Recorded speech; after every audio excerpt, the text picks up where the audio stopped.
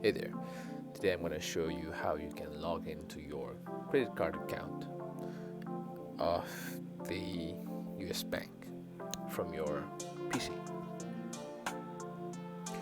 So first, what you need to do is you're going to open your preferred web browser, and on the address bar or the search bar you're going to type in US bank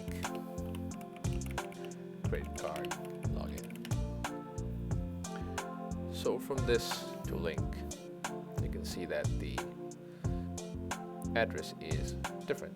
So this is for the online banking, this is for your online account, your bank account, and this is for your credit card account. So click on the first link that you see from the credit card.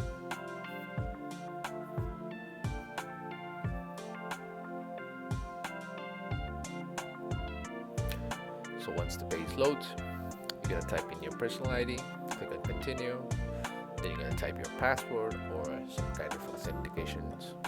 Then you'll go to the main menu or your main page. There you can check how much credit you have accumulated over the week or over the month or over the time,